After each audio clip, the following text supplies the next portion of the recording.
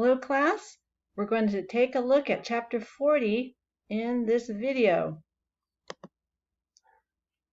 So chapter 40, we're going to look at the people connected to a corporation, what their different roles are, and their function within the business entity. Let me switch the slide. All right, I have a very simple chart up here for you to show you the three groups of people that you will find in a corporation. Each of these groups has a distinct role. All right, the three groups are the directors, the officers, and the shareholders. You can note the abbreviation that I generally use in my notation or on my slides.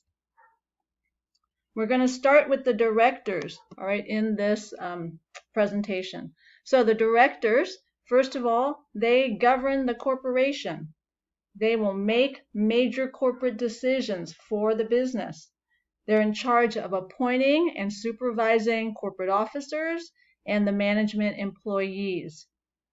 At some point in the business's operations, if the business is doing well, the board is the entity that declares a dividend to share the profits with the shareholders. And last point on this slide, the directors are also the group that decides to issue stock or bonds.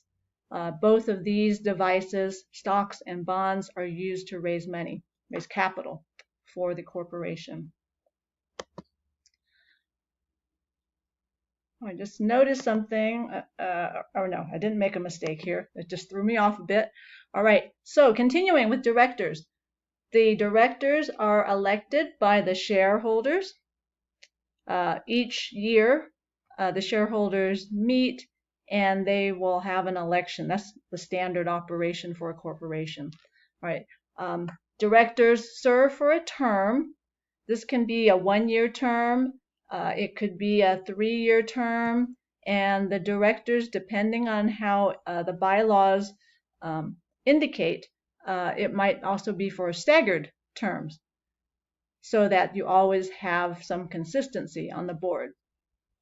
Now, directors, they may be removed if they make a mistake or if there's some other reason to remove them. So even though they are elected, just as with our elected officials, if there's some misconduct, the directors can be removed. Directors are compensated for their work and their service to the corporation. And in order to get people to serve, provided the director commits no misconduct, there will be no personal liability for the corporation or the corporation's decisions or obligations. Directors are entitled to receive reasonable notice and to participate in the board meetings.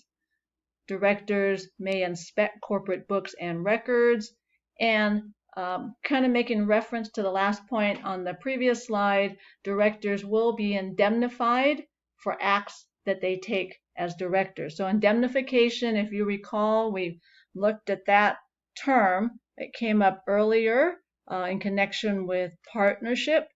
So the directors, they will not be personally responsible. And so if they do get sued, they are held responsible for something that they were acting in their role as directors. The directors can look to the corporation to reimburse or to cover that obligation on their behalf. That's indemnification. All right, I'm going to stop here and we'll pick up with officers.